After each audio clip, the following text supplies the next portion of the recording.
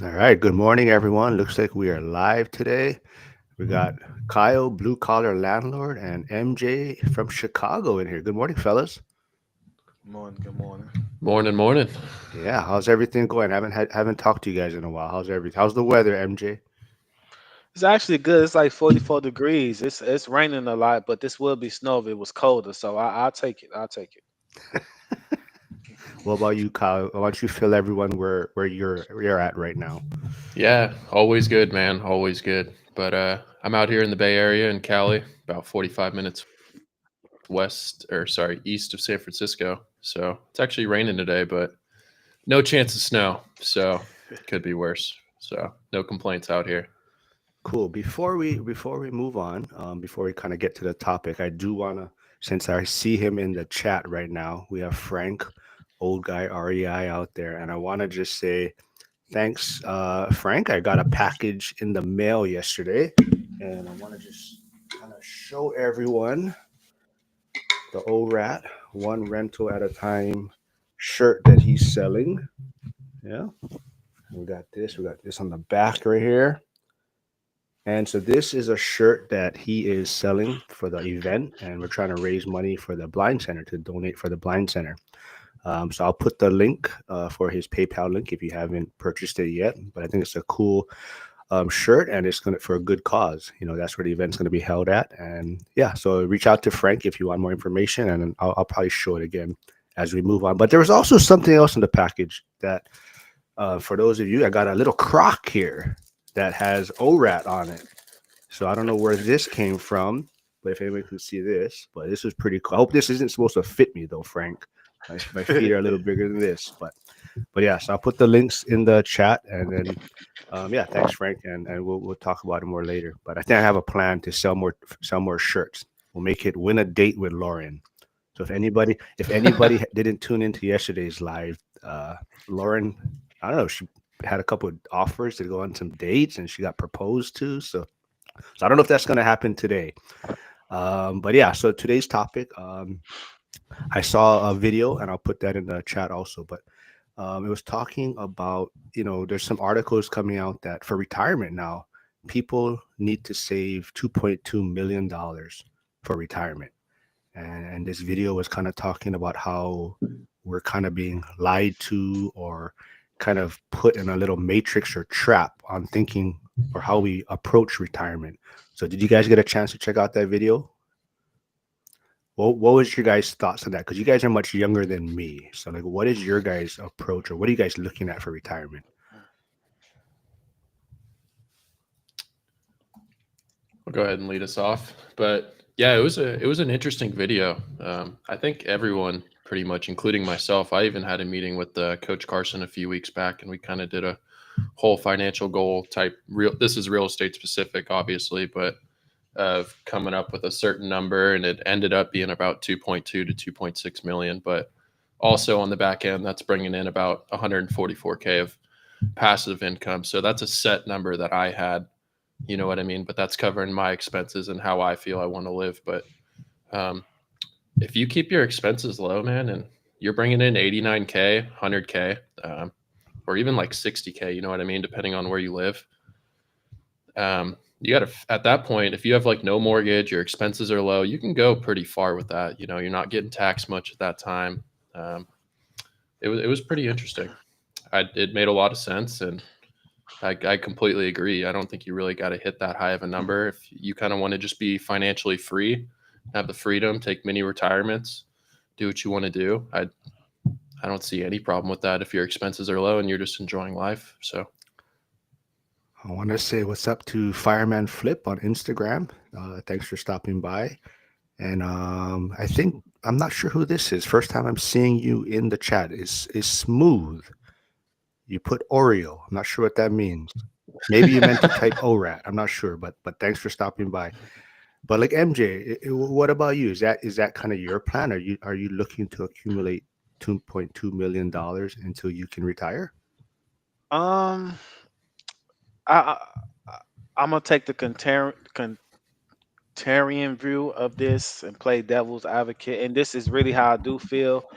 I feel like um we work hard, We put our head down. We be humble. We be humility. We live below our means while we in the best physical shape we are, the mental capacity we are. And then we told that we got to take it easy and let the throttle down when we retire. I disagree with it. I feel like, you know, obviously this question has got a lot of components to it. Whatever is more of a multiple layer um thought. I think for me, I want to live more comfortably. I don't want to be limited to X things amount a year because I already work 40, 50 plus years hypothetically. I don't plan on working that long, but I'm just giving the scenario. So I feel like it should be more than 2.2, and I think it's more of a monthly number. I think Dion always talk about this as well. More of a monthly number, like a 15, 20,000 a month versus a one. I don't know with the 2.2. Would that be just a lump sum to what you just live off to do supposedly die, or how would that go exactly? If it's to call it 2.2 million. I think that the article or what they're kind of pushing out there, I guess maybe in the media, is that you need this much accumulated to live comfortably. So like that's why the video, and I put it in the chat if anyone wants to check it out. But it kind of talks about how it's setting up a lot of people kind of to be put in this matrix where they're having to work longer than maybe they need to, and they're putting money in retirement accounts and trying to hit this certain amount before they can step away from their W-2. But the article or the video also talks about how you're constantly paying fees. It's good for these financial companies and the government because you're putting money in these accounts where people are earning money, they're getting fees off of it. So it's kind of like the longer they can keep you there, right, the more money they're gonna make. So I think, and for a lot of real estate investors, and we were kind of joking about it yesterday too, is if I had to actually save up $2.2 million, right? Like I would never be able to retire because a lot of us that are investing, we don't really have a lot of maybe liquid cash on us available, right? We're constantly reinvesting. I mean, are we able to access money? Yes, possibly. But as far as saving up a certain amount of money, we're constantly redeploying it or putting it in other investments. So that thought of having to get to 2.2, I think that's where it puts a lot of people kind of behind the eight ball, and they're just working a lot longer than they may have to, or they're I don't want to say it's the wrong approach to looking at retirement, but like MJ, you kind of touched on it, right? It's some people are looking at it at an age, right? They once they hit a certain age where you can retire a lot younger if you do a lot of things different. um we have Fireman Flip here. He says he's enjoying, yeah, he's a full-time fireman, newer to real estate. Yeah, man, I see your content out on Instagram. Yeah, we got to connect. Maybe we'll get you on the channel. But he says, how do you guys feel about using your W-2 as a superpower? I think you two guys are great examples of this. So maybe Kyle, why don't you start off on that and talk about your W-2 and how are you using it as a superpower? Yeah, man. I think W-2 is one of the most powerful things for you in the beginning. That's pretty much how I got started. I've been working blue collar type jobs since right out of high school. So I've always just had a W-2, and that's just it's basically a tool and a fuel and everything I use, and it just goes into investing. So, you keep your expenses low, put your head down, kind of like MJ said, and just kind of get after it. And it's my biggest tool by far. So.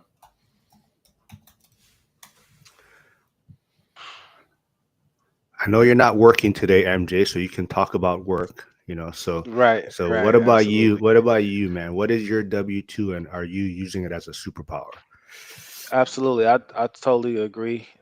That W-2, really looking at it, it gives you the bank look at us like I'm pretty sure they got the best statisticians, mathematicians on their team. Those people don't lose. They like the casino and the dealership. I mean the dealerships, right? They just always figure out a formula to win, right? But the W-2 is very important because it provides the bank or the people who lending you money, the financial institutions, a peace of mind versus if you was more of an entrepreneurial person or self-employed because of they know the average Joe, the average person, go stay at their job X amount of years versus somebody trying to start their own business and run into a couple of hiccups and just give up. So the W-2 definitely been able to fuel what I've been trying to do. I've been able to acquire two rental properties from my W-2 work for sure. So I definitely think it's something to use as a momentum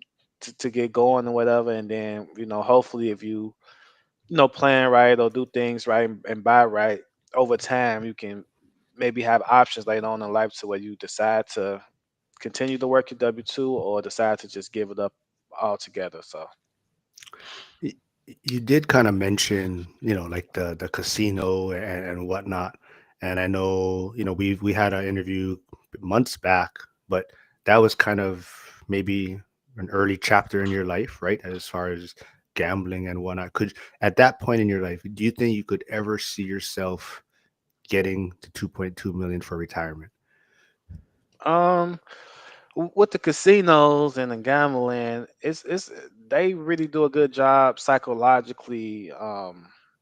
I don't want to say preying on the human psychiatry, but it's no watches, it's no windows, it's they give you chips to make you think you got a lower amount than you really got. I mean, this is up to a T. I mean, and they do good. They building casinos left and right. They keep coming out with these apps to platforms to be able to gamble, and it is just so easy. So I mean, in a fantasy world, like Dion say, gambling in general for me, I really realize it's a poor man's tax.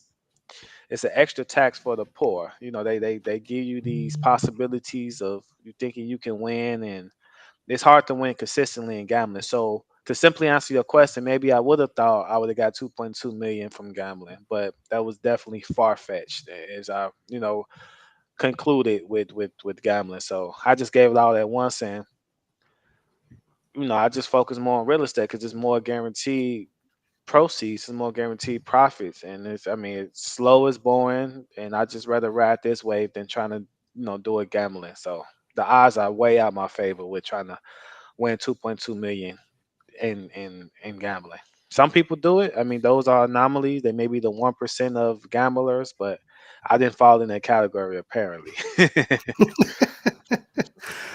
So Fireman Flip says he likes what you guys are talking about. He sees everyone talking about quitting their W-2 and going into real estate full time. So he loves hearing your guys' story and what you guys are doing and how you guys are leveraging your W-2. So let's before we I see BuzzTune here in the comments. So it's a little bit later in Hawaii because usually I go earlier, but he's actually up, I guess, today. So thanks. But there was a question for you, MJ, from Trade Better 99. He says, MJ, are you going to buy any commercial building at 50% off in Chicago town, possibly? I just that was that would be an ultimate desire. What I'm trying to do, I'm trying to focus on residential, small multifamily. That's just what I learned. That's just what I'm more informative about, more knowledgeable about, and just the financing of commercial real estate kind of turned me off with the ARMs, adjustable rate mortgages versus the 30-year fix. And the buildings that's probably 50% off is probably perfect locations, downtown Chicago, and the price tag is probably out my range for now, right? But I'm not interested in commercial real estate at all. If anything, maybe a 5 unit if I could possibly get residential lending on it. But outside of that, I don't want to do arms and adjustable rate mortgages. I'd rather just get the 30-year fix and just focus on my niche of what I'm doing now. Yeah, Frank says that's awesome, MJ. Congratulations getting out of the gambling trap. So Kyle, why don't you also maybe talk about your blue collar background? Because I would think, do you have like a pension? You must have a good retirement setup also through that, right? Yeah, it's actually not as good as it used to be. The old guys, I forget what year it is. They have a really good pension setup. Like they have based off their last 2 or 3 years what they make, they'll make a percentage of that. So you'll kind of see the foreman and other guys just work a shit ton and then kind of retire off a 6 figure number pretty easily now. We don't really get that. We get like a lump sum type thing based on how many years and stuff you've been there. So this is not financial advice, but that's not my goal at all. And I I don't even care about 401 too much. I still put money in and get the match, but I think I have some time on my side to build up on how I'm going to retire in a different way. And I'm all in on that. So I wouldn't say that's for everyone, but um, yeah, I just feel like I have to make my own retirement. So, and I do that through real estate. So I kind of read up my whole 7 year plan, looking to maybe take a little mini vacation or get out of the trade by 35, which is about 7, 8 years from now. So it's just a little bit of a different path for sure, because retirements aren't as good as you used to be. And I don't plan on being there for 30, 40 years. So, and that's kind of how they want you to retire.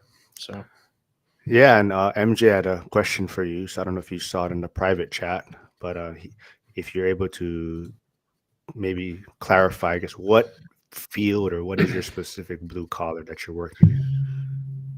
yeah, so now I'm with the power company here in the Bay, which is PG&E, which is our main utility. So I'm a apprentice lineman at the moment, But beforehand, right out of high school, I did a whole bunch of random jobs. I think in high school, I worked as an auto body, kind of just as a laborer. Then I jumped in, did landscaping, um, went to school for a little bit, then jumped in, did a little like phone tech thing, which is kind of the lineman for the phone company, and then eventually switched over as a lineman here in the Bay Area. So that's kind of what I do now. And back to the supercharge aspect of a W-2.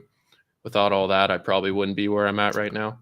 I think it's just such an incredible tool, man, especially if you're willing to put in hours, commute and work a shit ton and kind of actually have a mindset of like there's a way out instead of just most people are really blessed with their job, including me. You know what I mean?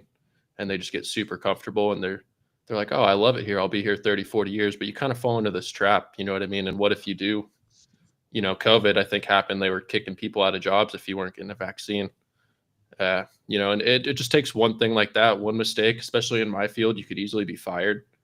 Uh, most people do make it, but there's always something, especially in my field with electricity. If you get a little complacent or you let someone do something they're not supposed to, which let's be honest, people cut corners in every job, right? Once you've been there long enough, but it's an easy way to get fired. You know what I mean? Someone gets hurt. So your 30, 40 years could be cut pretty short unexpectedly. Yeah, so But anyone out there wants to check out Kyle's, he has a YouTube channel, Blue Collar Landlord, and go check him out also on Instagram. It's in the chat. And also, I put Frank, Old Guy REI's channel, so go check him out. He's doing a lot of van confessions. And if you want to know more about the ORAT shirt, but we also have Fire on Fire Investing joining us from Instagram. And then we all Fireman Flip. Also, I know you said you're newer or you're a full-time firefighter, so that's also what I'm in. I guess for me though, and Kyle kind of touched on it, is COVID definitely opened my eyes a lot to how things can change overnight as far as maybe your financial plans or situation. So as great as the fire department is and the pension, like Kyle talked about, I'm on maybe on an older plan. So I do have a great retirement setup. But you also kind of touched on how you kind of get in this trap of just working 30 years and for that pension at the end of the day when maybe you make a few different changes and you have a great career, but you can be done in 15 years, right? And so I think that's what it is. But you still, that W-2 is such a superpower, like you guys are talking about how you can leverage to the banks as far as what your income is and what your stability at your job is. But Kyle, let's see. BuzzTune has a question for you. Was Kyle in the Remote Real Estate Academy seminar? What did he think of it? And because I guess BuzzTune is thinking about joining. yeah, I'm in the Remote Real Estate Academy. I am a member of that, so I really like it, man. If it's kind of like any other group, there's really good people in there, and it's what you make of it. They have a really good course that I love. I'm still going through it. It's a really long, detailed course. So, but just the connections and everything you get, you can reach out to Aaron. He's one of the head coaches, and anything you need, any hot seat type thing, they'll sit down with you. Any questions you have, it's I really enjoy it. Aaron's a really good coach. They'll get you anything you need, any contacts, and you're looking into an area. If they're there, they'll just one of the guys just handed me his real estate agent, his PM, uh, lenders, and everything right off the bat. So if you're kind of looking at a state like I was, or you're not sure about an area, it's if someone's already established there. I mean, you're kind of just fast forwarding like 10 years of work, going through different managers, PMs, and agents. You always hear about the mistakes people make when they go out of state. Oh, their property manager didn't care, they had problems with it, or your agent. So uh, it's definitely worth it, man. I highly recommend. You, he was gonna say something, MJ. I thought he was gonna. Yeah, I was. I was gonna ask Kyle because I'm not familiar too much with the story. So what I'm getting is you in California, close to San Diego, San Francisco. You said you've been doing a couple of Yeah. jobs here and there, so you kind of realize what you didn't want to do in life, which is good. I tell people, younger people, just do different jobs, right? Now you're an electrician at a lineman, you're apprentice with that, and you invest out of state. So I invest locally where I live now. I do have one house out of state, which is in Boise. It's in Kuhn, Idaho, which is about 20 minutes outside of Boise. But yeah, I kind of did a local thing. My market was really expensive. I kind of moved 30, 40 minutes away, and bought my first house at 23, and kind of did like the whole house hack It thing. was a single And family then once I or kind of realized, yeah, single family okay. house. And then once I kind of realized how powerful that was, I dropped everything, man. I had a nice truck. I was kind of falling into the trap of 99% of blue collar guys where you just keep upgrading your lifestyle. But one of the biggest blessings I kind of say at the same time is since I've always been so young working with people that are 30, 40, 50 years older, you kind of start hearing their stories, everything they do, how they have to be at work, and they just keep upgrading their life and they fall into this trap where they have to work 60 hours a week type thing. And I don't know, once I did that house hack, something kind of clicked a little bit. And so I sold my nice truck, drove a horrible car with manual windows and no AC, bought it was a big change, let me tell you. Sold my dirt bike and then bought a house in Boise as my first out of state thing, and just really lowered my lifestyle and kind of just the mindset really changed in those 6 months to a year. So 5 years later, I just keep that rolling. W-2 back to the superpower, and then got 4 single family homes right now, which 3 are out here in Brentwood, Oakley, and then one in Boise, Idaho. So kind of the Nice, nice. quick background behind it. So you got to four, as Zuba always stresses, get to four. And what's your goal now? Do you want to get to 10, or how's it looking for you? That's where I really started switching around. But I've kind of come up. I don't know if it's more of a number of units or properties type numbers. Now it's kind of switching in to just buying good properties, and kind of wrote up a 7-year goal with Coach Carson. Had a 90-minute conversation with him, which was amazing. Of a goal of like 144K a year. Kind of passive. It's kind of reaching that number, but um, yeah. So it's more just buying good properties. I'm kind of either going out of state, or I'm also looking at a fourplex here in Sacramento, where I think I'm going to jump into my first partnership and kind of do. He's going to live there, so we get the home awk terms on a fourplex, for the 30-year fix, exactly what you were saying.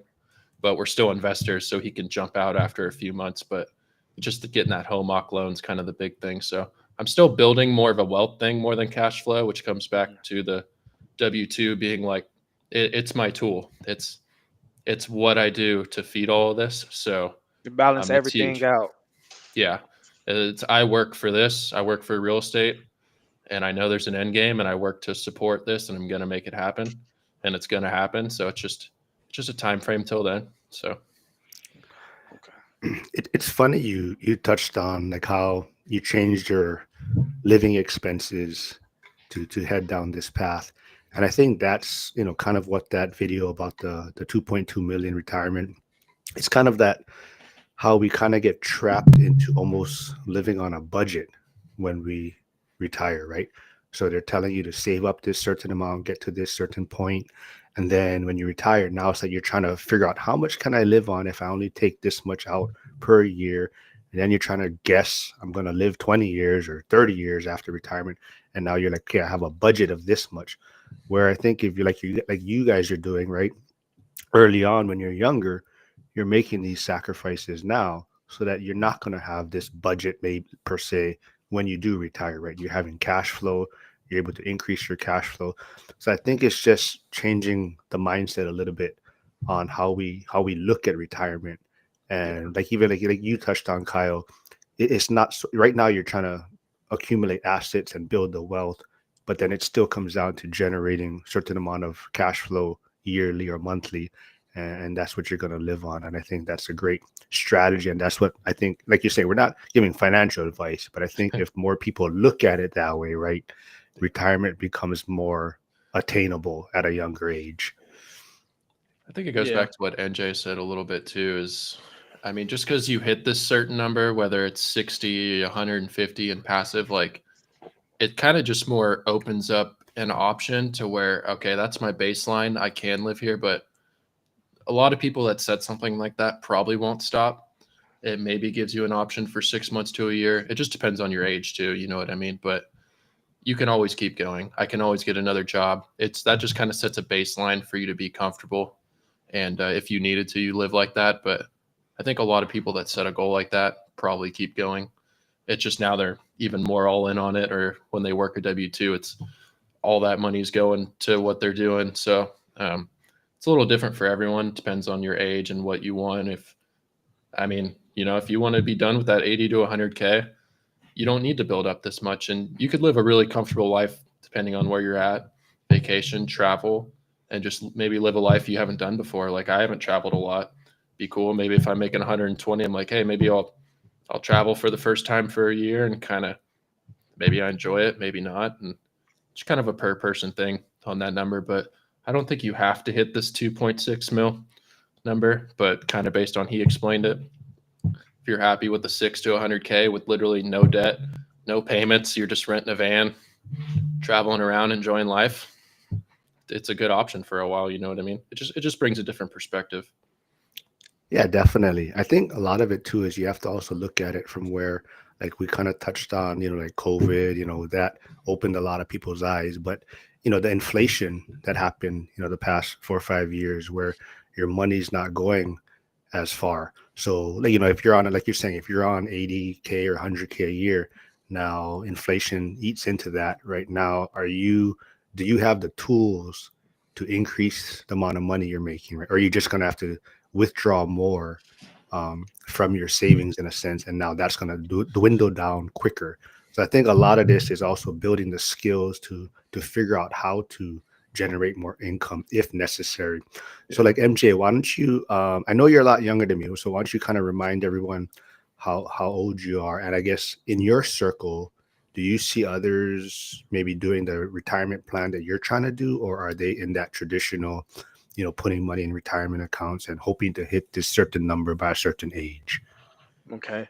So the first question, my age, I am 31, about to be 32 on the 5th. So that's next Sunday, actually. So 7 days until I'm 32 years old. As far as my circle of friends and family, I think because a lot of success comes with luck. A lot of luck comes with preparation and opportunity. I feel like had a lot of opportunity with COVID, and I prepared myself to just want to learn and be open to financial freedom, financial literacy, etc. So I'm a union truck driver. I'm able to drive 9, 10 plus hours a day, and with that, it unlocks uh, another gem to listen to podcasts, people that's successful, people that had their hardships or whatever. And I come across a lot of successful people, even like listening to stories like Michael Jordan. We all know he was the best player ever. He makes way more money off the court than he ever did on the court because he understood his investments, he understood the shoe game, he understood these things, he understood ownership. And I think we need to understand the importance of ownership, whatever that may be. That may could be a business, stocks, crypto, real estate, whatever your niche is. To just simply go to the question, not to go to stare too much off topic.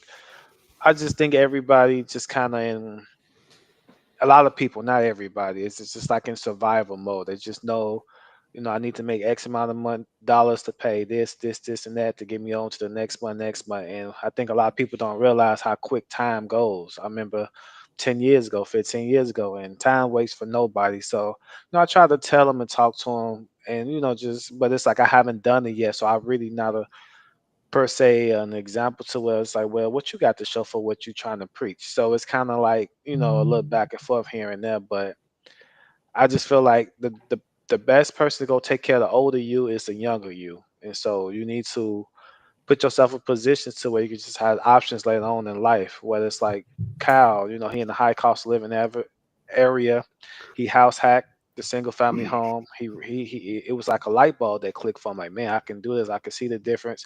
Then he got a whole bunch of examples, daily examples, where older guys have been in the job 20, 30 years, got families that got married, that's divorced, whatever. I'm assuming, and he just hear these stories like how they could have wished they could have done something better. He just taking advantage and kind of you know pinpointing what he can insert his stuff up to make a better example. That's kind of what I do too, is just listen to all these podcasts and interviews and people's story. So I hope I have answered the question. Hopefully I wasn't too long winded, but that's kind of what I want to say. No, no, I want to just prepare you guys. I see Aaron Wildfire Creations popping in on Instagram. So if he is still Okay. there, just ready for some wild comments coming through. But Fireman Flip also mentions the question has to be, what is your main goal of retirement? I think that is like we're talking about, right? We're not saying what we're doing is the right way to do it or what. There's only one way to do it. It's just you have to be maybe open to hearing other ideas or suggestions out there. But definitely it's what your main goal is, like Kyle touched on, right? Like you could depending on where you're retired, you could live a comfortable life at 80K 100K a year, right? And maybe you're not one that wants to travel, so you're not going to be spending a lot of money on traveling. So it really depends what the end goal is.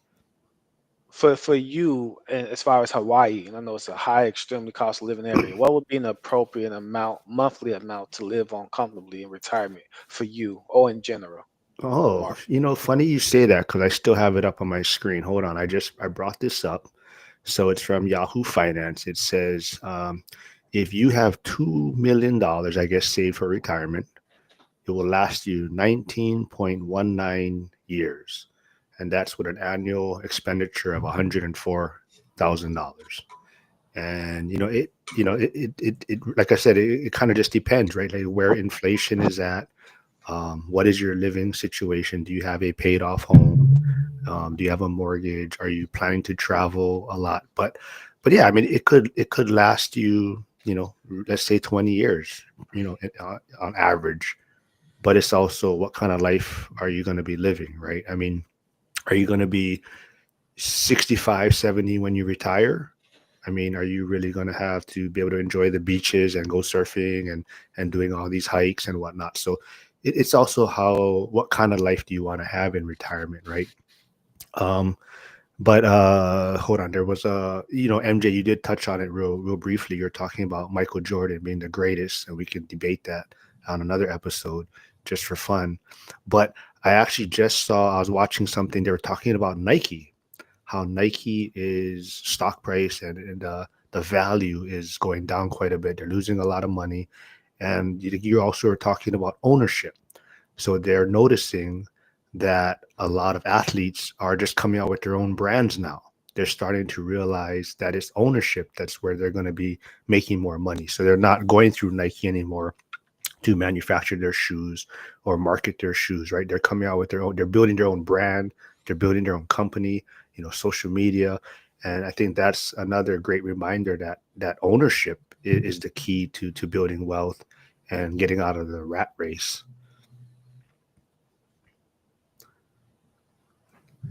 Kyle, do you have any thoughts on I mean, we could, like I said, we can still talk real estate and retirement, but MJ, is he the greatest basketball player of all time? Oh, he looked Ooh, but I grew up a big Kobe fan. Maybe that's just because who I ah, who I watched, and that's was me coming up as a kid. So I think that's kind of how it happens. You got MJ, Kobe's a little way out there now, but LeBron just with his longevity, and I don't even know. I haven't watched as much as I used to. Kind of growing away from the sports aspect a little bit. I don't know yeah. why, but No, definitely. I mean, even like like I said, I'm renting out my primary residence now, so Kobe. I'm back home, you know, helping out with my family. My parents are getting old, but even, trying to watch Netflix with my dad, or find movie, like, there is nothing to watch nowadays. There's just like crap on TV, or there's just nothing Yeah, entertaining anymore. not much for And shows either. I don't know. yeah, it's weird. Like, we're watching stuff like 20, 30 years ago, but there's nothing you can find anymore. But Cameron Self, thanks for stopping by. He says Kobe. He must be on the West Coast, or he must be younger. I think it also depends how old you are and what generation you grew up with. But thanks for Yeah, stopping by, man. who you grew up watching. A lot of black there though, so maybe I'm not too far off. Oh, BuzzTune is a Black Mamba fan. Okay. That's why we got 24 on the end of Blue Collar Landlord. It was kind of a Oh, is big that why? inspiration as a kid. Yeah, 8 and Uh, 24 was my sports numbers for every group. Uh, ah. so that's kind of what I roll with between those two numbers. So All right, so I'm gonna put you guys on the spot too. I know, Kyle, we kind of talked about it, but Zuber mentioned. I don't know if MJ you heard, but sounds like ticket sales for the ORAD event is down. And he mentioned in the Daily Financial News today that he looks like he's going to be lowering the seat count from 400 to 300. So, are you guys going to be in Vegas? I haven't bought a ticket yet. I haven't bought anything. Originally, I was going to go. I think I kind of told you not to make him competing, but I got Coach Carson the week before.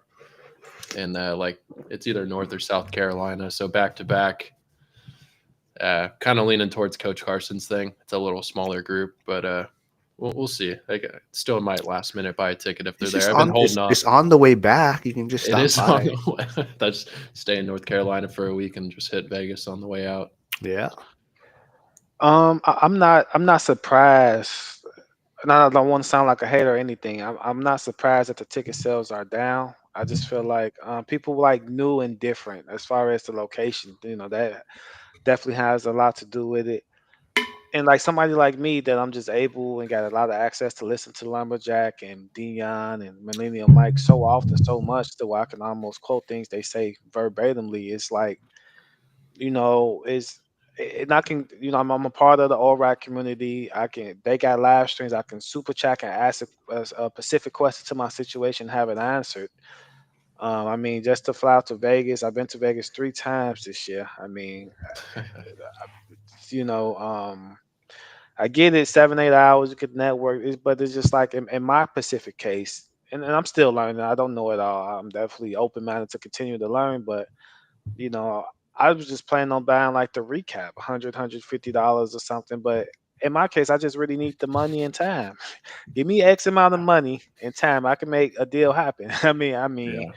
it's so much. It ain't so much more I can learn. I mean, it's still a lot I can learn, but it's just I bought 2 deals. I bought 2 duplexes within a 14, 16 month time frame. I mean, at this point, I kind of got it figured out. I mean, I still listen to them. The one Daily Financial News, Lumberjack come on Thursdays, Dion do his Tuesdays. Listen to that. I'm listening to so much information. I just feel like it's kind of no value because the value is just so available. If that makes sense. So No, I I I, would. I think that's the big kind of sentiment, or feeling amongst a lot of the maybe regular followers, I guess. I think a lot of people are somewhat in that camp. So yeah, I mean, it definitely makes sense.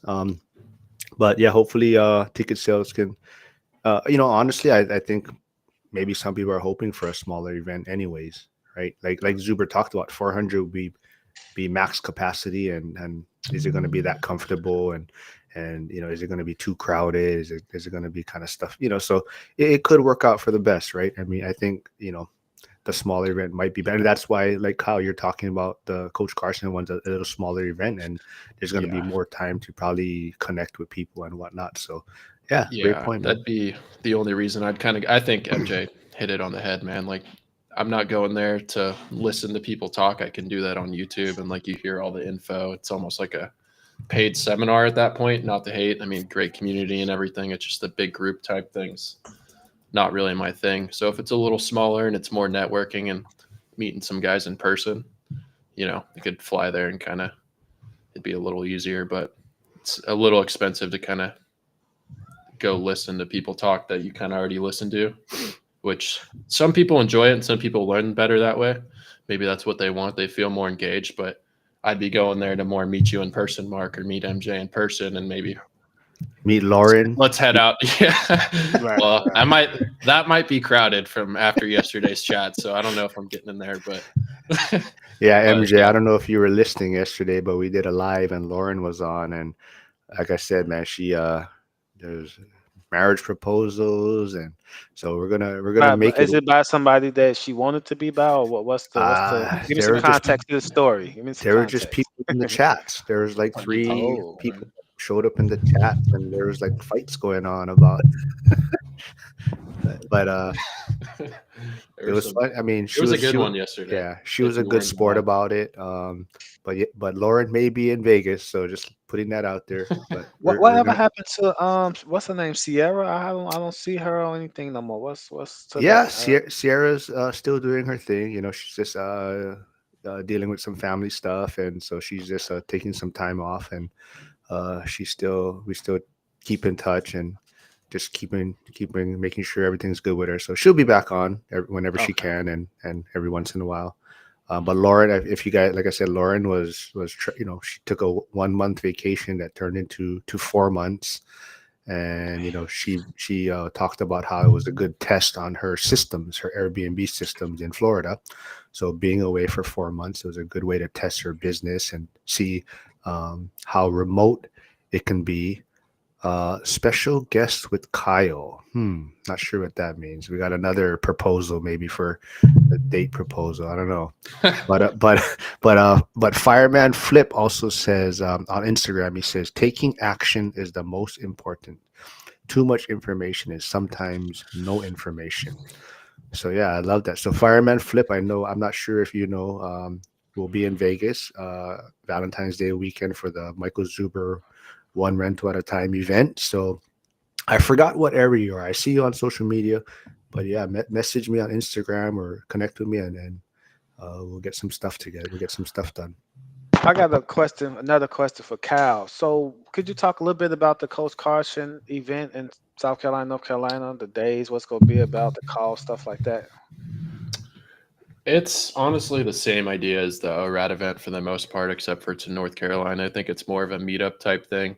I don't think he's having like as many special guests type thing. It seems like more of a connect and he kind of has a preferred hotel where the events are at, so everyone can stay at that hotel at a cheaper price. So kind of everyone together and a little more networking or at least meeting in person, which is kind of what I would go for if I was to go. And I don't know um, as many people in that event.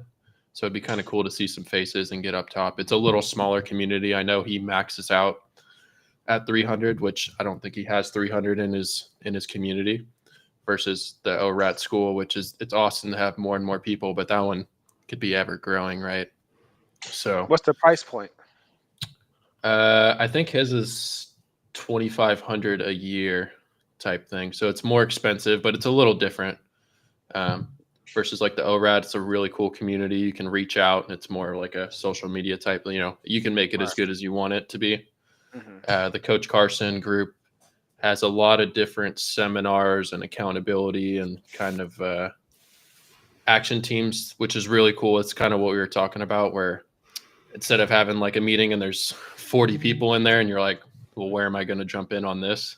Right. Um, he has an action team thing that's every quarter, and it's 7 or 8 guys. Uh, Small, intimate group sessions or a whatever. small, it's a super small accountability, intimate, write down your goals. I just joined, so I actually just got added into the action team, which I'm super stoked for, which is more on my level when you can get 5, 8 guys and just countable. Like MJ, what's up with that property you were talking about? Did you even put an offer type thing? I mean, no Right. one's going to shame you, but they're going to be like, well, what's up? You know what I mean? So, Right. so that'll be really cool. Okay. But so Interesting. it's just a little different. You pay more for it, but just the connections and meeting with Coach Carson, you can link up hot seats and everything. So Okay. Um, Mark, do you know if Zuber or Dion or Lumberjack, if they ever reached out as far as to have an interview or a podcast with Thatch Newen? I never saw like an interview with Thatch as far as with the ORAC community. Thatch, the guy from the Washington State. I I thought Zuber has done stuff with him. Off the top Oh, of my let's head, see. I'm trying to think that Zuber may have done something with him. Um, yeah, I'm not 100% sure, but I feel like I've seen Zuber and him have like an interview or something. Okay. But yeah, If you find it, send it to me because I'm curious. I never seen anything. yeah, I'm pretty sure they have. But yeah, Thatch is great. I mean, um, I don't know if Zuber has mentioned all the speakers. I'm not sure who. Maybe he has some surprise people coming on. But I know like the Frugal Gay is going to be on. Tom Brickman, he's been on my channel, but Tom is awesome. So Tom is definitely. So when Zuber talks about the person that basically, I don't know if he had a negative net worth like Kyle did, but he basically was selling lingerie or underwear and stuff on eBay, and he worked in the movie theaters. So he had a movie Oh, he do theater. he do he invest in Ohio? Yes, yeah. Okay, So I see. I that's saw that's that one. I that's saw that one. yeah. So that's Tom. So Tom's a super good guy. And then not to get all into other stuff, but not only is he so he so he's one of those that he invests in Ohio for the cash flow, but then he also invests in Texas somewhere for the appreciation. So it's kind of like he's investing for the cash flow, that he brings that money back and parks it in an area where there's a little bit better appreciation. So, but Tom's a super good guy. Yeah. So BuzzTune said he did one way back with Ty. Let's see. And BuzzTune must not have drank last night. He's like up and early asking questions. But he said, "Is there any content books podcast you revisit on a yearly basis to start the new year?" Great question. Mm. You can go ahead, Cal. I've been kind of talking too much. Oh, you're good, man. Keep it running. You know, I'm kind of ever evolving with the podcast. That's kind of how I started. So at this point, I listen to a million of them, whether it's YouTube or podcast. But all the basics for real estate, I listen to like Coach Carson. I still listen to Bigger Pockets, David Green. Oh, Brad obviously was probably still watching everything. Uh, Aaron has a podcast that's really good. That's the hybrid real estate professional, which he runs academy himself. Fitness is a huge part in my life. My number one, which gets me going. I listen to Perform by Dr. Andy Galfin, and then there's Huberman, which is always good for a mindset, body, and just all this wealth doesn't mean anything if you don't feel good or if your body can't perform. So I like to throw those in there. Oh, someone is saying we're too serious. We're not having as much fun. So I'm not sorry. I don't know how to No one's hitting on us Rokaya. in the Yeah, chat, so I'm not sure. I don't want to mispronounce your name, but thank you for stopping by. But yeah, we try to have more fun on this, but um, Lauren's not here, so she's not riling up the audience. But if anyone wants to ask MJ or Kyle out on the date, just put it in the chat, and we can see what we can work out.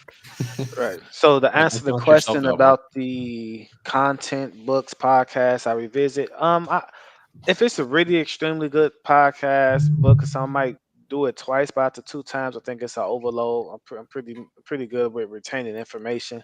Like I said, I drive 9, 10 plus hours a day. I'm able to listen to a lot of podcasts, even on a daily, every day. So I try to just listen to newer and newer stuff, new information, see different perspectives, Sometimes I even compare as far as how common people say the same thing or similar things. Like, hey, the house hacking, you know, leverage my way to wealth, or and it'd be some things like more criticism that people know how to answer better. Like somebody I was listening to one yesterday with Thatch, and somebody asked like, he said something like, "Yeah, you house hack one house, you move out, you rent that the second unit out, you do it again." Then I guess the person asked, like, "What if two people move out on you?" He was like, "Well, look, listen, you always in a good position when you're an owner. It's always more tenants than owners," and that just clicked for me. I'm like, even though it sounds like common sense, just hearing it sometimes, like it goes off above. Like he's right. Like it's almost all depends. It's market specific, of course, but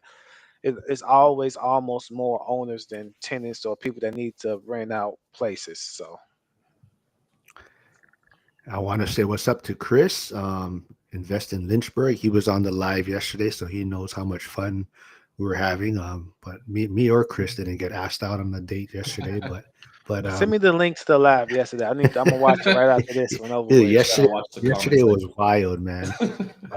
Hey, I got Joe from the fire department stopping by. What's up, man? Thanks for stopping by. But yeah, I mean, I think we're kind of getting a little off topic already, but sticking to the retirement and real estate side of things, I think just being around, like I think both of you kind of touched on it a little bit, right? Like, there's only so much real estate podcasts that you can listen to, and then at some point it kind of starts getting to be the same message in a sense, right? Once you start finding your tribe and you start hearing a lot of the same things over and over.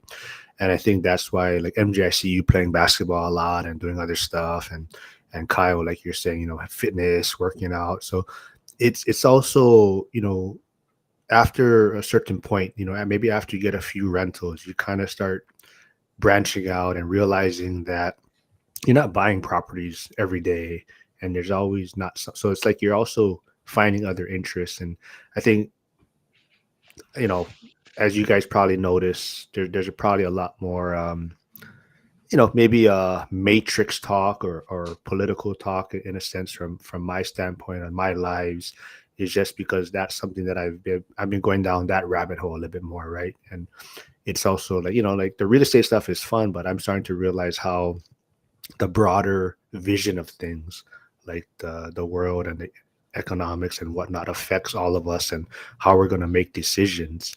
um oh, Chris said you can't hear me on Instagram. Hmm. Interesting. Well, we'll see. Thanks for stopping by, though.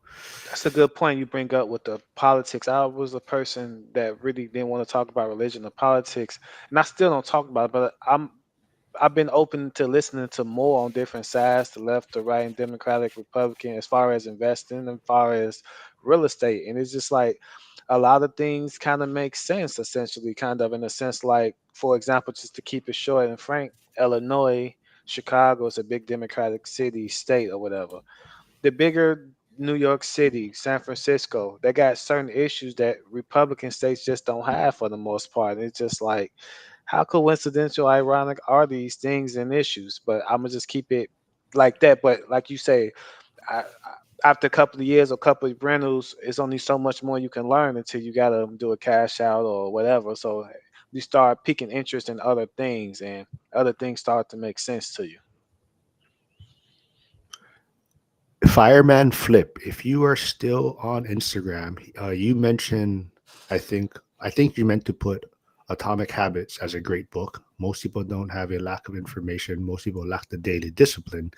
But if you are still on Instagram, can you just put in the comments? Can you hear me on the Instagram side? Because someone on YouTube said they couldn't hear me, but just trying to see if my audio is coming through.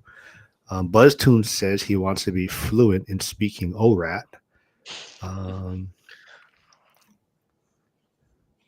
so yeah, I think it's a great, like I said, you don't have to get into the weeds or fall into the political trap and all these type of things, right? But it is good to see what people are talking about out there, and like, how things might be inflationary, or how are certain things going to affect interest rates, mortgage rates. Because even like a lot of people, they confuse, when the Fed cuts rates, that they think mortgage rates are just automatically going to come down. But as we're seeing, mortgage rates are going up, even though the Fed's cutting rates. So all of that goes into more like economics and the bigger picture of things, right?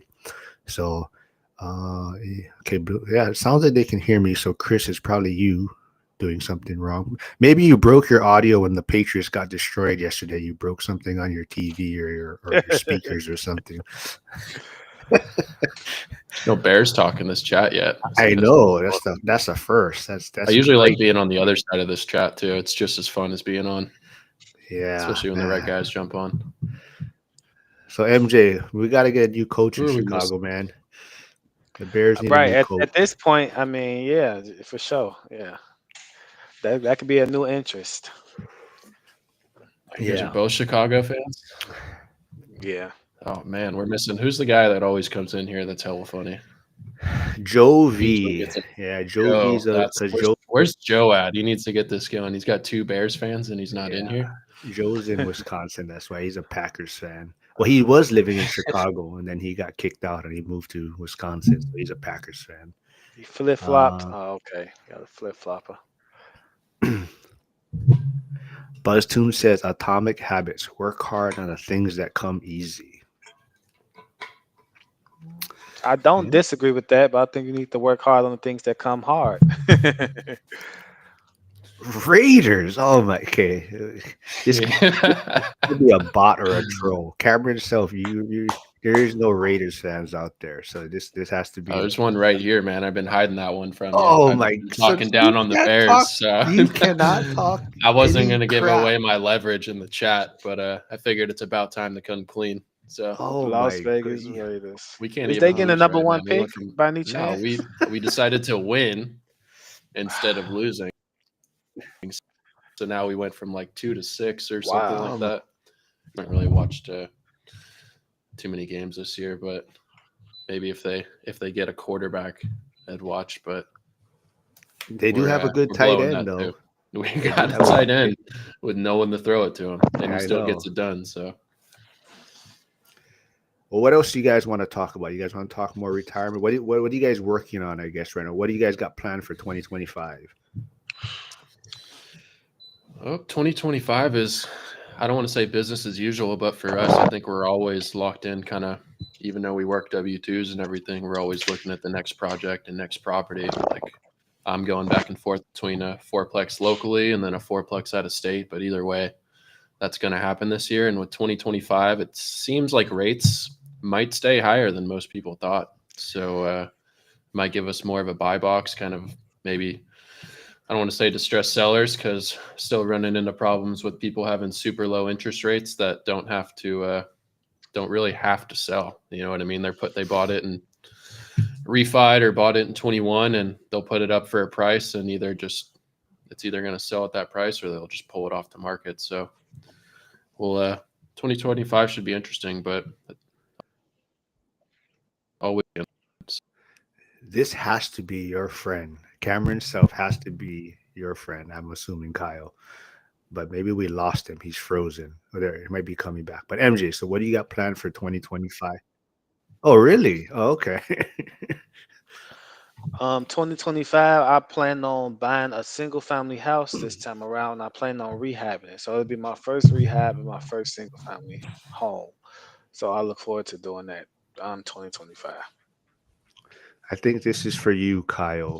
What criteria for the two fourplexes? So it depends on which route I go with it, but I guess we'll do the local one. It's not as much of a cash flow play. It's kind of still building some wealth and kind of looking for maybe a distressed seller and a value add fourplex where I'm going to have a partner on this one. So we'll get the home lock loan with a little better interest rate and kind of move in, hopefully work on each unit as we go. And just kind of stabilize it over a few years, hopefully with we'll see what rates do, but like a 3 to 6 year refi plan somewhere in there with that home lock loan and kind of get going in more of a B area. I'm kind of looking long term, something nice. I don't really want to drop into the lower areas where it's higher cash flow. I think that's what my W-2 is for. I mean, I'm not looking to be under three grand, you know what I mean, or a grand, but if it's kind of stabilizes and it's in a good growing area for a long term play where people want to live and it'll always be rented in Sacramento, which is ever growing. That's kind of what we're looking at. Nice B area. Get in with the home lock loan, kind of cost about from here, so I can mob out. We can work on each unit one at a time if needed, and kind of go from. What's the Pray, and they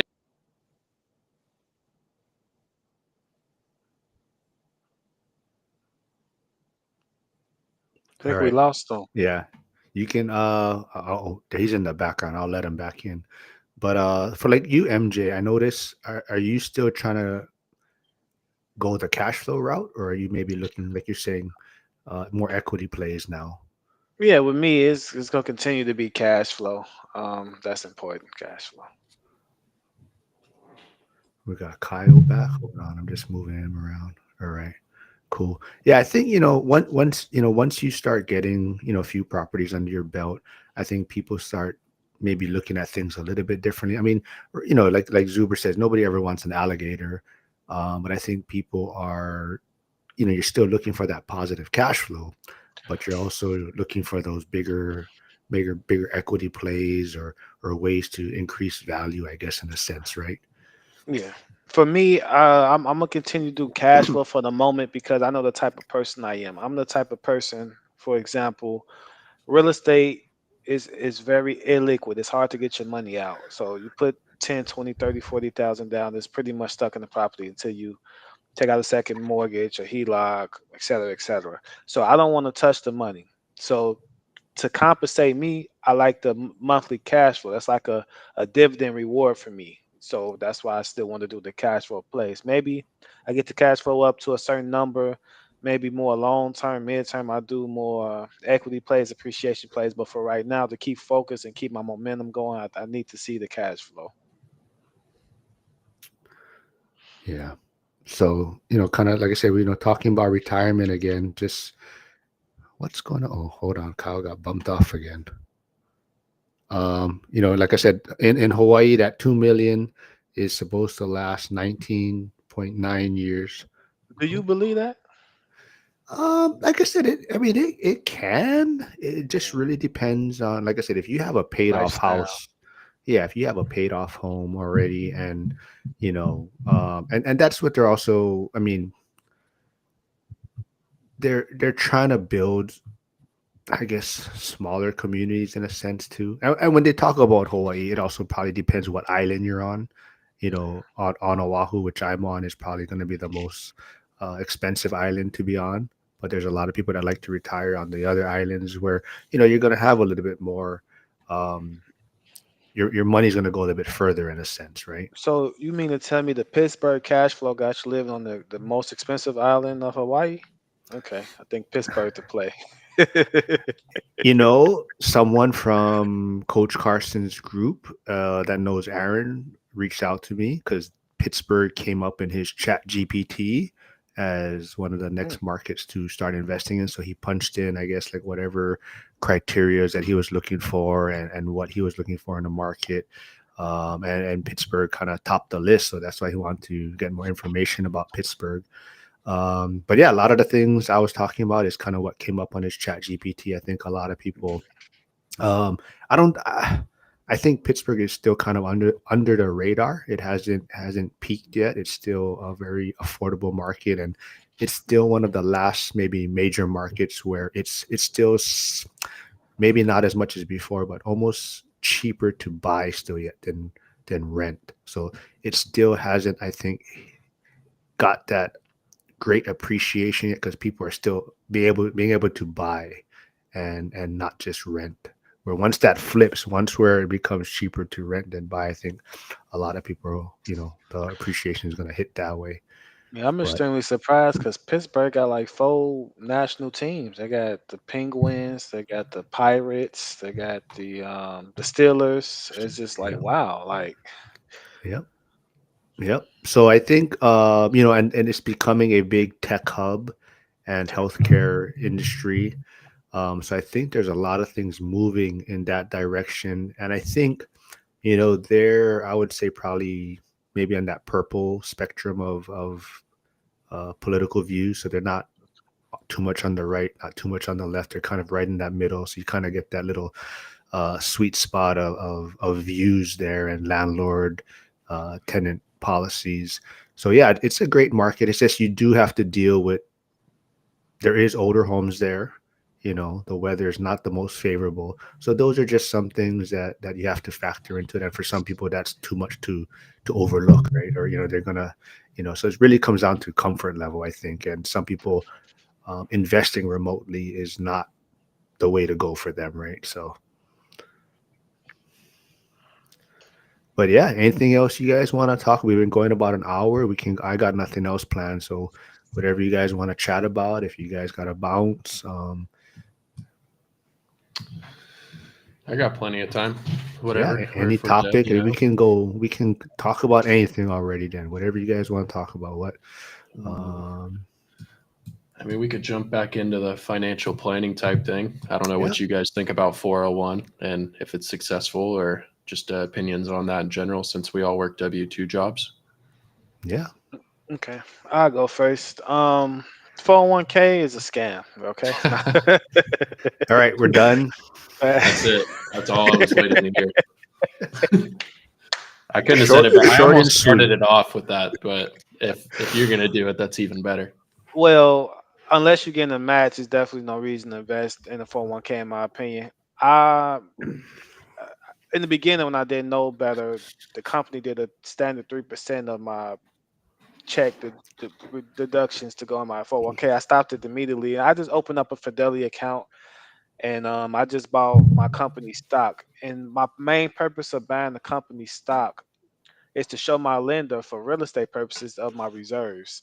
And if I want to cash out, have a rainy day, whatever, I can liquidate it with no penalties compared to the 401k. 401k is just a retention thing. Is everybody else get paid more than you? The government, of course, the employer, and you get the last end of the stick.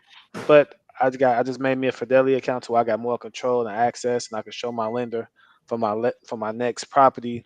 He has some additional reserves too, where they count 50, 60% depending on the lender. So that's my main purpose of having the Fidelity account with my my company stocks.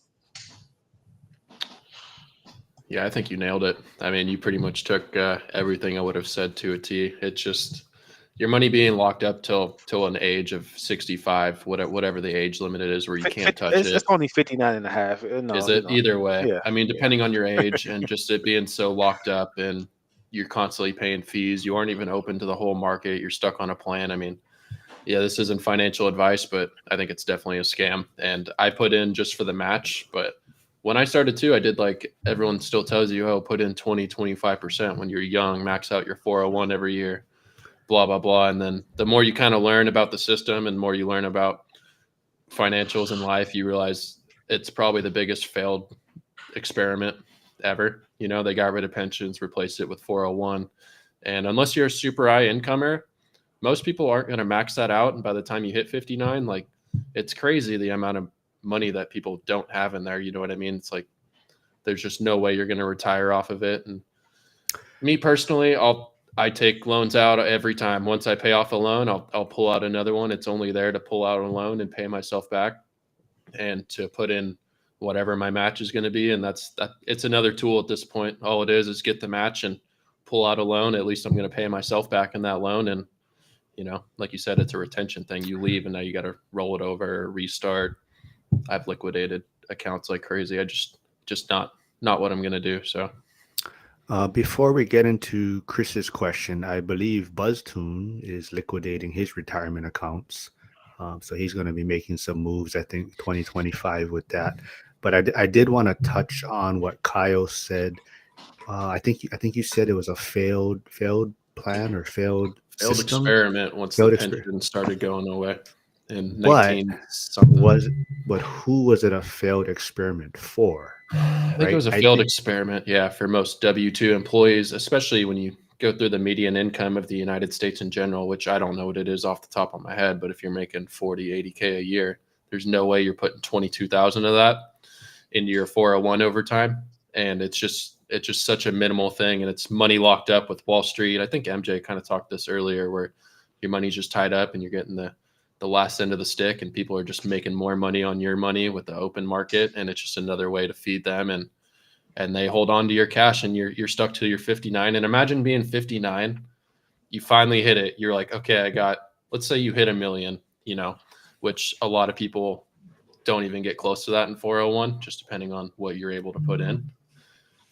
And the stock market crashes and now you have 600K and you've worked 30, 40 years your life just to be at the mercy of the market and the time, you know what I And mean? you planned your retirement on that $1 million supposed to Yeah. be income, and now you 400 short. And it's just So now you got to heartbreaking, you reroute know and what I mean? redirect your lifestyle.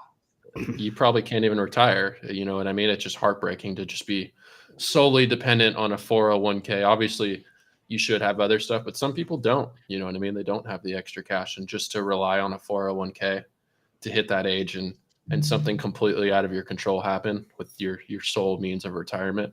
It's not like a pension. You're not guaranteed 100k.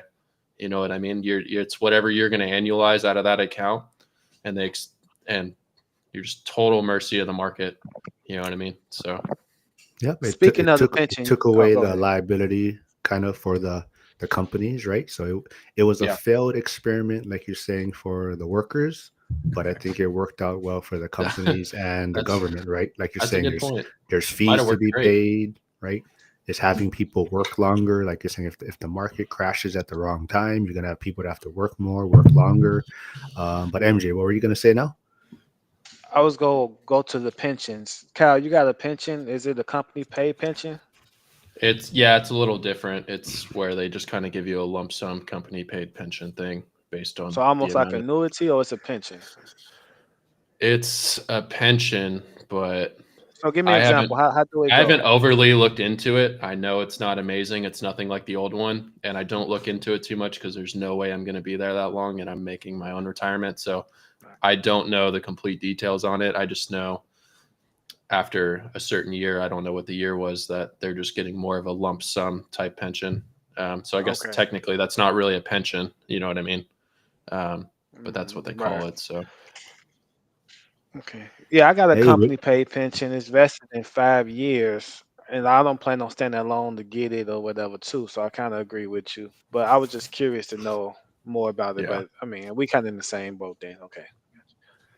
hey, we got Jack Stewart here checking in on Instagram, I see. So go check out Jack's YouTube channel. He's doing a lot of content. He's probably putting something out daily. So he's definitely doing a lot of short content clips on his Driving with Jack. It's a cool series he's doing. The only thing I worry about is keep your eyes on the road, Jack. I don't want you to crash, man. But he Hit does the drive. road, Jack. Yeah. Don't you come back. So here's Jack's YouTube channel. I'm putting it in the chat. So go check him out. Go support him. And the thing is, he was on Zuber's channel recently, and like we said, we want to get Jack to a certain amount of subscribers so he can start doing some lives on his Driving with Jack. So this help get him there. But let's get back to Chris's question. He says, "Are the purpose of saving tools like 401k to provide income in retirement? If yes, is it a cash flow property the same? Also, at the end of 30 years, you get a huge increase in income."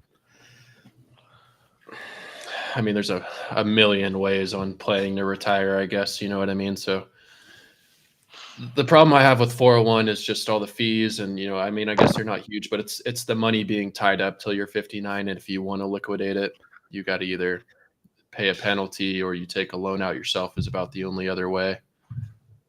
If you're doing real estate, which is just my niche, right? If you have 401 on top of a Roth and real estate and crypto and then all your different income, yeah, I mean, it could be fine. I just think for the average W-2 worker not making that much money, it's just not going to be a sufficient amount to retire. And at least with a property, if your value does go up or you're getting loan pay down and everything, and you do have some equity, you can move it pretty easily. I mean, obviously real estate's a little harder, but if you can sell a single family home at any time, and if you're living there, you get up married up to what, 500K, pretty much tax free, 250 solo. So it's something about me being able to do what I want with my money versus it just rules and guidelines of the 401k and just such a smaller branch that you can even invest into. So kind of the same, but it just, you know, there's different routes. So Yeah. Yeah, he pretty much nailed it. Let me reread the question. Purpose saving tools for if I got provide that income. right, I think that's what No, he was kind of getting at. Yeah. I think yeah, it's more of complementary to other things that you should have. I Yeah. don't think it should be a solo investment. If I mean, I think it's better to have that than absolutely nothing. However, I think it should be complementary to other things such as real estate, crypto, businesses, etc. And comparable to a property of 30 years, your employer take out 30 years worth of fees and whatever for 30 years, and versus you buying a even just one single family or multifamily in 30 years, principal pay down, and if you don't take no money out, you could potentially have that house paid off in a 30-year time frame. That house will appreciate no matter what market it's in. So that's still a better retirement, in my opinion, than a 401k solo. But I think a 401k, if you go use, I think it should be complementary to other things that can provide value and money to you. Yeah, I just don't think it's complimentary, like you said. It wasn't meant to be a sole retirement thing, even though they took the pension away from most companies. That was a sole retirement and replaced it with 401, where it's just not even close. It kind of makes you got to have different avenues. It just will never work by itself unless you're a really high income earner. But if you are, you're probably maxing out 401, and you probably have you probably already own a house. You probably have that on top. You're probably investing versus median income or lower income. You know, there's no way you're putting 20% in and maxing that out and then over time. And if you're renting the whole time, and it it's just not meant to be a retirement plan like a pension was. So just an add-on. Yeah, Chris said he's only so many characters he could type, but I guess he means the income of cash flow can start small, then after 30 years, cash flow income goes up, right? So, Exactly, and that's because of the inflation, and the value is will become more devalued. And so that means it takes more dollars to reach the same thing. So absolutely, and that should be motivation or a perspective for people to get in a cash flowing asset such as real estate. Absolutely. yeah, I love it. I think this was a great topic conversation. I think because you two guys, Kyle, I forget how old are you again? Are you 30 yet? No, right? No, not yet, man. Yeah. 28. See, so you That's guys are great though, definitely, man. So you on yeah, the path to retire like at 38, 40, man. That's perfect, bro. That's what we're going That's for, man. good. That's good. I go back to the 18, 19, 20-year-old type thing, working with older, real blue collar job type thing where guys were 30, Getting 40, that 50, 60 exposure already. early, and It you was a can just big kind of. exposure. You missed the college route. College is great for Mhm. some people, but the life experience and reality of the world and how everything's going at a young age, if you could still not pay attention in 18, 19, 20, right? It still took me a few years, but it's like you keep working different jobs and you're running into the same I don't want to say issues, but the same especially in the blue collar Scenarios. world scenarios with because they make great money out here in blue collar jobs, but somehow still struggling. And you're like, well, where's it all going? Like, why is this a problem? And then you look and you're like, well, they got the $2 million house, they got the nicest truck in the yard, all of them, because you make good money, but it's everything else is upgraded, and then one simple problem like you hate some kind of divorce or financial thing, and it kind of brings you back down and restarting. So it's just a lot of real world scenarios, problems, and ideologies of what people would do differently. Which, has anyone ever told you they're happy they sold that house? Probably not, especially nowadays. uh, it just clicks and clicks, and you just keep hearing the same thing. So all right. Well, Jack, you're on Instagram, and yes, I am getting comments on YouTube, so it might be something on your end. He said he's not able to make comments, but yeah, this was always a great episode. And next time, maybe we can talk more about like you kind of were touching on blue collar stuff and like MJ. that'll be fun. Remind me again. Did you go to college? Did you get a degree? High school diploma, no debt. Yeah. So All my you debt has been It's the serviced best by way my to go. tenants. and you are making. I'm Best pretty way to go. sure you work for a trucking company. So I'm sure. Or UPS, the best okay, trucking I didn't. I job. When didn't you want to go say drive a it, truck, but it's okay. United Parcel Service. What can Brown do for you? Absolutely. right. So both of you are great examples of not going the college route, and I think there's a big push for that now, right? Like you see it on X and social media. Even Zuber talks about it a lot. Is the trades and these type of different jobs coming out, and you can start off 20 years old making six figures in a sense, right? Yeah, And no easily. college debt and whatnot. So I think there's a big push for that. But I'm also going to put the link for the T-shirt one last time, and I'll show it again. So if you haven't bought the shirt, go check it out. Help support the cause, and let's try to get to the amount that Frank's trying to get to donate to the blind center, so that we can hold on. There we go. So let's go. So I'll show it one last time. I got my ORAT shirt here. So go check it out with the ORAT logo on the front, and then the dream catcher on the back. So And that's it. with the Croc shoe, is that a keychain? You said the Croc Yeah, shoe, he or is gave that me just a a straight? Croc shoe. Yeah, and it has ORAT on it too. Yeah. So Good job, That's Frank. and unique. this I You like this nailed that. does it. I this like does that. not fit me. I just want to reiterate this does not How fit much me. do that cost? Both items. How much do they cost? I don't know how much the Croc costs, but the shirt is $30. That includes shipping, and Okay. $10 goes to the blind center. So the goal was to sell 100 shirts and donate $1,000 to the blind center. Has he reached Okay. that? Not yet. So go pick up your shirt now, and then we can hit that goal. And it also comes with a date with Lauren. So it's you're entered Oh into a boy, raffle. White Lightning's gonna buy them I know. all. White Lightning and Rob, whatever 420 are gonna buy the rest in stock, Frank. So you better get it up. Yeah. So Lauren will be back next week, so you guys can all tune back in. Uh, but this was a good one. This was always fun. Like I said, I'm glad I got two gentlemen that are a lot younger than me and are, you know, entering the game a lot earlier and heading down this path of retirement, and have a different view, I guess, in a sense, because you probably didn't get into as much bad habits as I did at a younger age, and heading into that, kind of retirement mindset. So it was great to get your guys' thoughts on it. Absolutely. All right, so we'll get you guys back. And MJ, great job being centered on the camera today, so I can put more So I'm always having a hard time putting your content out because your face is always cut off. But now we got.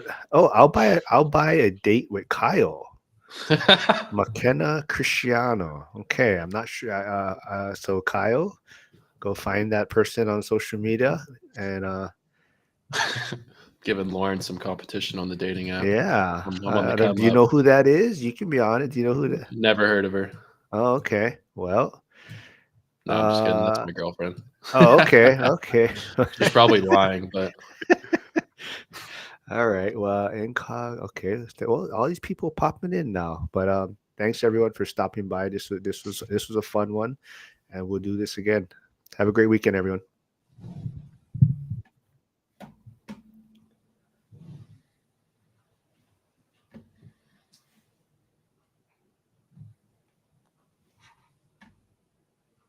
What's up, man? Are you still there?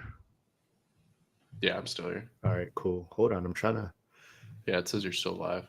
I don't think it popped up on I my. I ended the stream, I but don't I'm think trying to. Restream worked on my shit, but I don't There know. It we was all go. right. There we go. I ended it on Instagram. I guess I got to do Instagram one separate to end it. That still says you're live, unless I'm live. But I don't think that. What is a financial firefighter? Do you throw money at fires? I don't think I can comment back already. Let me see. Oh yeah, it's done My already. thing still says live. Is yours Oh, done? your channel might still be. You might have to end. I I don't didn't know. even see it pop up on any of my stuff. Hmm.